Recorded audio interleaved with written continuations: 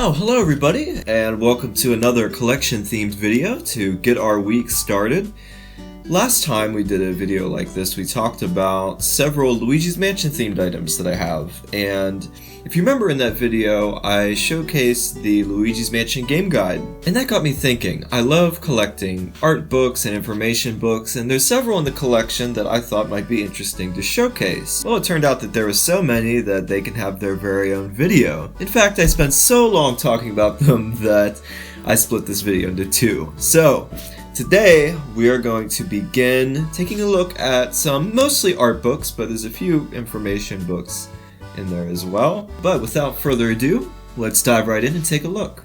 The first book we're going to take a look at is The Art of Super Mario Odyssey, and it comes with this plastic covering to keep the book safe. And this is the book itself, and we'll take a little sneak peek here at what you can find inside. There's a lot of great art prints in here, screenshots, and once you continue through here, you've got some 2D digital art and some concept sketches and renders, and I think this is the biggest art book that I have, so it's just really fun to look at. Just big colorful pages with all kinds of art. And I particularly love this section here where it talks a bit about Mario's motto and the design philosophies behind Mario. And this dives into each of the worlds in Super Mario Odyssey, and there's all kinds of designers' notes throughout. So if you are a Mario fan, this is a great book to have. I mean, look at that. And just look how amazing the game looks. Look how far that we've come in video game graphics. Yeah. I love these. I mean, just the amount of work that goes into the concept art. The stuff you don't even see in the game. That's a great painting right there. Let me show you another section. This section right here. This is early art for New Donk City right here. And in the final game, it's kind of this like New York City style level. But you can see from this early art that they had all kinds of ideas on making it just like a big Nintendo colorful center with all kinds of fun stuff going on. And I always thought that was really neat, seeing the concept art for that, and I would love for them to incorporate some of that in future games. And there's inside Peach's Castle. I love the callbacks to Mario 64 there. Very cool book. The next one I want to show you guys is a pretty unique one, The Art of Wallace Grommet. I actually ordered this book from a seller in the UK because it's not as common in the US. This book contains tons of sketches and art by Nick Park, and stuff that I've not seen anywhere else but in this book. Like, you've got some early Wallace sketches here. Just being a Nick Park fan, it's really cool to see his original drawings and artwork and other concept art as well for each of the films. There's Feathers McGraw from the Wrong Trousers here. And it goes through all the films. I think it even has because you got Grand Day Out, The Wrong Trousers, A Close Shave, and I think you even have the movie, The Curse of the Were-Rabbit, and A Matter of Loaf and Death, which was later. Another really cool book that I'm very happy to own. This book was gifted to me by a dear friend of mine, and this is The Making of Beastars. This book is from Japan and is all in Japanese, but it's all about, as its name suggests, the creation of Beastars, and there's all kinds of concepts. And what I really like about this book particularly, here we go, we're starting to see some of the user interface in their 3D software, which I think it's 3ds Max, it looks like. I just think that's really unique, and part of what makes Beastars a unique anime series is that it was done primarily in 3D using this cell shader effect. And it's just a really cool effect and a neat way to utilize 3D animation. And they go through the process. I want to see if I can translate these pages so I can actually read it, because it'd be really interesting to see their development process here. And it's just cool because it's the same kind of stuff that I work in on a regular basis, so to actually see the real nitty-gritty of the production behind the scenes here with the software particularly, I think is really cool.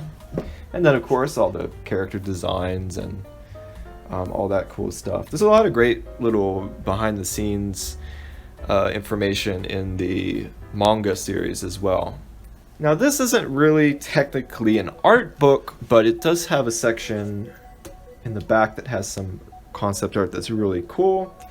This is the Super Mario Galaxy game guide. It's the collector's edition, which contains a bit of development info in the back. So this book goes through the whole game and is just a walkthrough of everything and how to get all the power stars. But if we go all the way to the back of the book, there's this little section here that talks a bit about the development of the game and shows you some really cool concept art for Mario Galaxy. I particularly love these beach-themed ones from Beach Bowl Galaxy.